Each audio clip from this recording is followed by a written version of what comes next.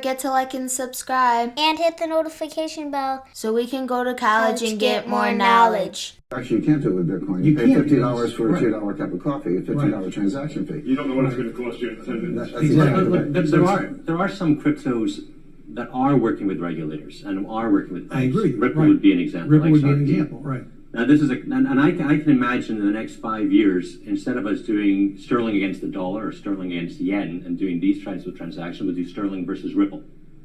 And the reason being, dollar right now is a 2-day settlement. With something like Ripple, you could do settlement in seconds. And I think that there's a future there where the guy that's trading spot FX today will be trading spot FX against Ripple in the future, in the next 2 or 3 years. So I think that Ripple has a great future because it's right now supported by all the banks and by all the regulators.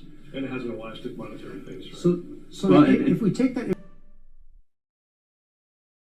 Thank you for coming by, David. Like I mentioned in the previous fireside chat, for me, one of the interesting parts about being in blockchain is that there's lots of people from different backgrounds coming into blockchain. And in your case, it seems that it's a perfect fit for you because you're a cryptographer. So I was wondering how you first found out about blockchain and how you got involved in the community. Yeah, it was definitely a good fit for me. I was already very interested in cryptography, internetworking, and I was also interested in secure messaging and those types of applications. And I also had a kind of personal interest in the way money moves and finance. So it was always just an area of interest for me. So when I was looking for something interesting to do back in the mid-2011, I found StumbleUpon, which is like a website where you tell it what you're interested in, and it tells you what it thinks you should be interested in. And I guess I had the right combination because I told it that I was interested in things like cryptography and computers and money, and of course, like that's a natural fit for Bitcoin. I mean, it's like an absolute perfect fit. And when I found it, I immediately kind of realized that was like the next thing. That was something that just really resonated with me, solving real problems with sort of the control over money and the democratization of the movement of money. I was very inspired by the internet, which kind of democratized the flow of information. I know unfortunately in the past couple of years, that's kind of reversed as we've seen companies like Facebook and Twitter who've kind of undemocratized the movement of information. But this was a more ideal time, and we were kind of more seeing that big media companies and big music companies weren't these sort of gatekeepers of access to information. And I was very inspired by the idea that big companies might no longer be the sort of gatekeepers of access to finance. And how did you make your way to Ripple?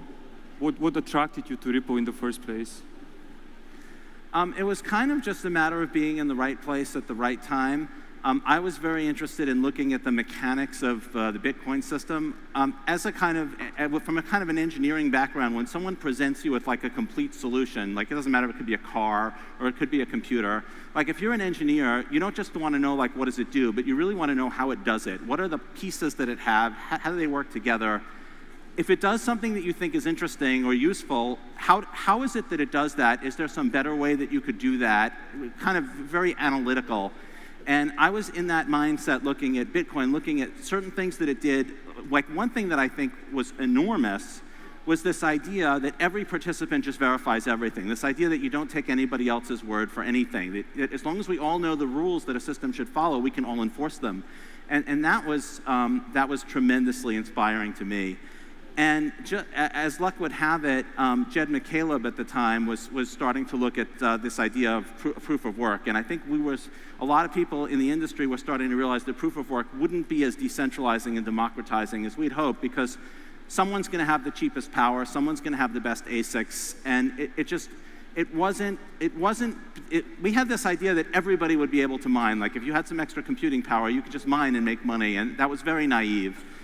And we were starting to look at systems that didn't have some of the centralizing influence of proof of work and sort of like a bridge between the modern financial system and Bitcoin. Because Bitcoin was kind of like an island. It was this thing that like if everybody used Bitcoin, it would be great. But how do you, I used to joke that there's a couple of $1 trillion locked up in legacy fiat assets, right? Like dollars and euros. Like you can't ignore those things. And I found a lot of like-minded people, and we built what's now Ripple. So one of the interesting things that I find about Ripple is that unlike, well, Bitcoin was made for payments, but then it got it got all of these scalability and just efficiency problems that they're still working out. And then Ethereum was built for decentralized apps as well as cryptocurrency. But Ripple seems to be focusing specifically on developing itself as a payment protocol. How did that decision come? And what are some of the trade-offs that you had to make to keep yourself as a payment company rather than something else that can expand into decentralized apps and all of these other infrastructures and ideas? So as any company that's been in this space as long as Ripple has, and really even companies that haven't been in this space that long, we kind of figured out as we were going along what we wanted, what we wanted to be and where the technology would lead us.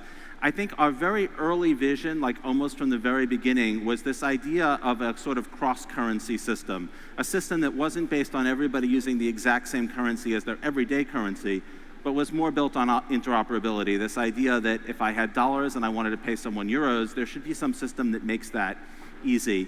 We kind of got to that position both because that was an interesting problem, and also when we first built what we call consensus, a sort of distributed agreement protocol, the way we solve the double spend problem, one of the first things that you do when you build something new is you try to figure out what properties it has and then what problems those properties are good for.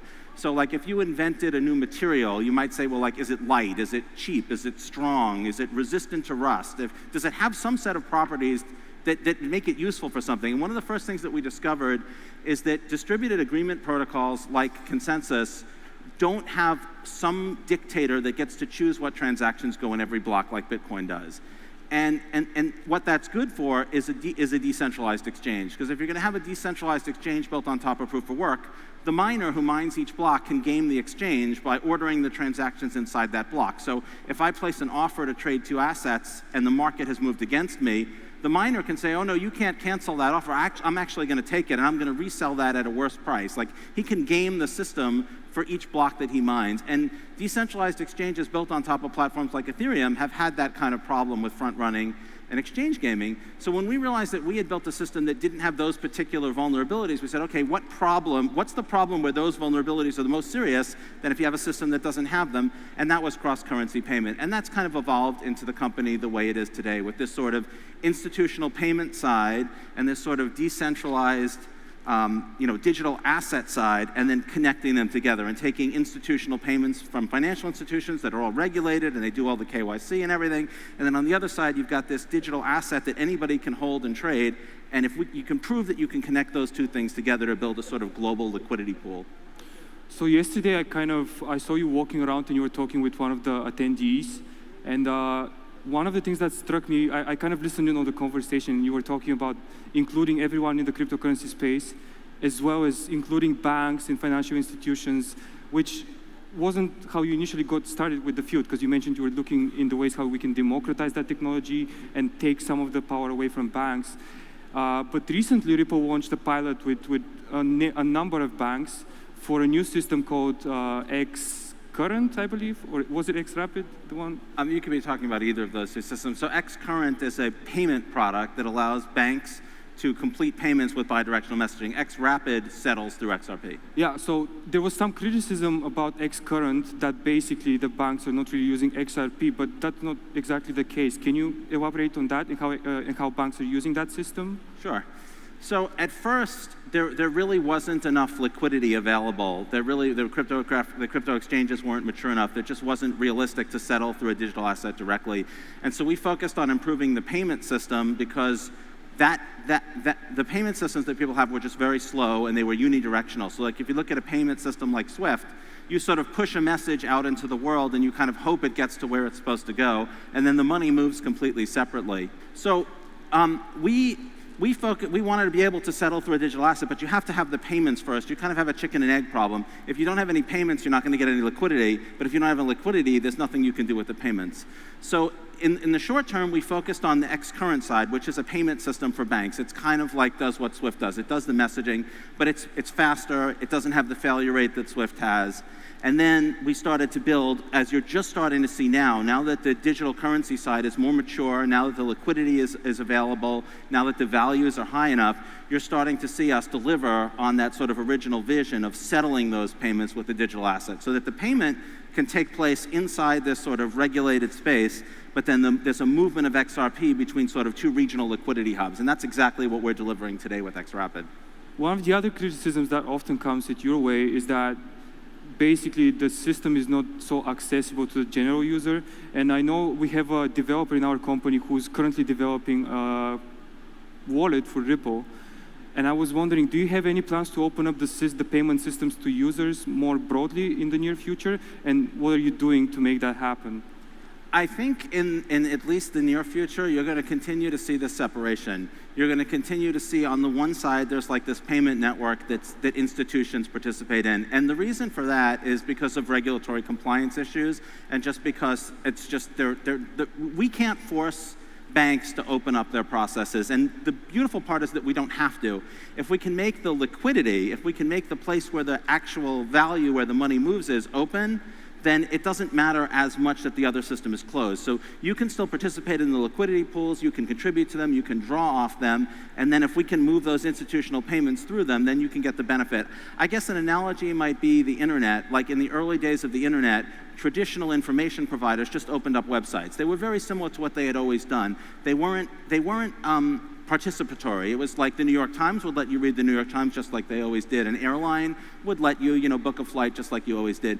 And what happened over time is that as they realized that there were other things that they could do on the new platform, they started to take advantage of those features because if they didn't, their competitors would. And I think you're going to see the same thing start to happen. We're kind of early in that phase where like the large institutions don't feel competitive pressure to act in this space yet. And so they're just looking for advantages in customer acquisition or customer retention, or can they provide better service, those kinds of things. They're not yet really feeling the competitive pressure that would make them innovate really new products yet. But that will happen. That's sort of the inevitable path in technology. It's first like, what is it? What does it do? How does it solve the problems that we know we have better? And then that sort of third step that we're not in yet, which is like, what does this technology enable us to do that we could never do before? Like the Twitters and the Facebooks of the internet. We don't yet have those in the cryptocurrency space. How long do you think it's going to take to get there? And what do you think is going to need to happen other than what you already mentioned? I think it takes an enormous number of people. It takes a lot of interest in the space. It takes talented people being attracted into the space. One of the fantastic things that I've seen recently is this trend of really talented people and people who have ideas and inspiration moving into the space. You can sort of look at, like, at one time, the cool people, the people who knew what they were doing, the people who were real innovators were working at Apple or Microsoft, and then they kind of moved into Facebook, and then they kind of moved into Uber. There was like this idea that this was the area where the innovation was happening, where the money was flowing, and I think you're starting to see that become cryptocurrency. And I think that's what we're going to need if we're going to build these sort of visionary technologies that we can't see yet. I recently saw that Ripple is opening up its platform. It's opening up a fund for developers so they can use that fund and build new applications on top of Ripple. Have you already opened up the application process, and have you looked at any of the projects being submitted?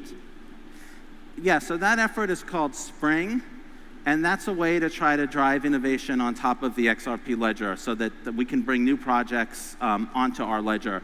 And we're starting to look at different types of projects, people targeting different verticals, some of the same pitches that you're hearing at this conference, and a lot of bad ideas, a lot of good ideas. One of the things that I've been doing as I've been traveling is talking to people about ideas on how to build on the XRP ledger.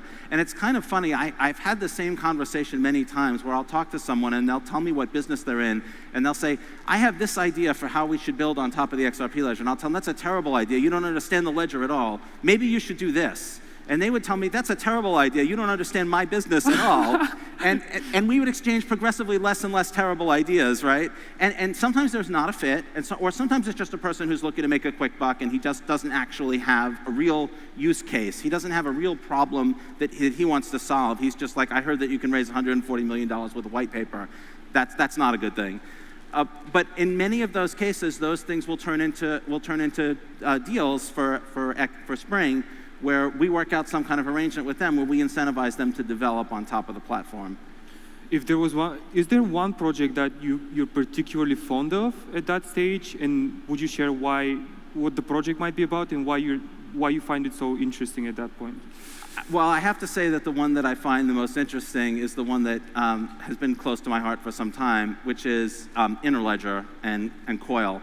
And what Interledger is it's an interoperability solution. There's kind of an irony here that a lot of us came into this space because we didn't like siloed liquidity. It's like if you have PayPal and I have American Express, or you have this mobile system in Kenya, nothing connected to itself. And the irony is that we rebuilt that same problem. We have something like 1,500 tokens, and you can't, they don't interoperate. So we reinvented the very same problem that we're trying to solve. Interledger is a light interoperability protocol that coordinates transactions between ledgers, and it doesn't care what those ledgers are. They can be blockchains, they can be traditional banking ledgers, anything that can track value. Now, that's an idea for sort of developing a protocol like TCP/IP. It's not a business per se because there's no token, there's no revenue model.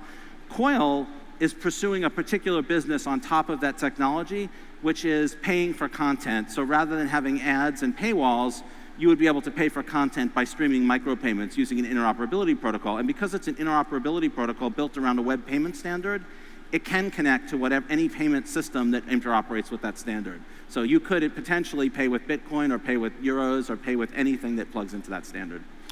One thing I particularly like about you is that you often discuss the idea of building software that is, first of all, can be trusted, and a software that cannot be spoiled or tainted by bad actors. And I was wondering, when you build software like that, what is something that goes into your mindset, and how do you make sure that even if you go away from the project, or let's say you turn into a bad person and you want to hurt the project, how can you make sure that this cannot happen? That's actually something that I've thought about a lot. Originally, not very directly, because I didn't realize that that was one of the problems I was solving. It's kind of that irony where you're solving a problem and you don't really realize what you're doing until a little bit later. As you get further along, you realize, oh, this is the real problem and this is actually the real solution. And that is that is an issue that I've thought a lot about lately. And what I've discovered is that it's actually easier than you might think. What you need is only a small number of properties to protect the system from being controlled by bad actors. So one of them is that the technology has to be open. There can't be some secret sauce that only somebody has, because then if that person becomes a bad actor, the system can't free itself of them. And you have to have sort of short-term self-governance, like systems like Bitcoin, XRP, all of these systems have short-term self-governance. In other words, if the people who have been honest in the past remain honest for the short-term future, the system will continue to work. We don't have to worry minute to minute about finding bad actors. And then what you need is freedom, an absence of coercion. So if the system, let's say you're running a system and you become a bad actor, well, as long as I have the freedom to say, I'm just not going to listen to you anymore, I'm just going to substitute somebody else, and your system is going to go be bad, and our system will be good. As long as there's no coercion in the system, there's nothing that forces me to go along with rules I don't like, then I always have that ultimate ability to just ignore the bad actors and just sort of, whether it's a fork or whatever it is technically in the system. The interesting thing is nothing I just said is about the technology. Nothing is really about proof of work or proof of stake or distributed agreement. It's structural rules like the freedom of choice that make these systems very democratic and allow them to just either vote out or ignore bad actors. As long as they have no authority or no secret, as long as they can't take their something and go home with it and leave us all, high and dry, as long as they don't have any special control, then ultimately we're just completely free to change the rules as we need to. That's also sort of the weakness in these systems. So like, how do you know that these systems will have the properties you want them to have tomorrow just because they have them today? You just have to hope that the actors want them to, because you have no legal arm, you have no central authority. So it is very democratic. Thank you very much for being with us. I think we're going to end on that note because we're running out of time. It was a tremendous pleasure to have you.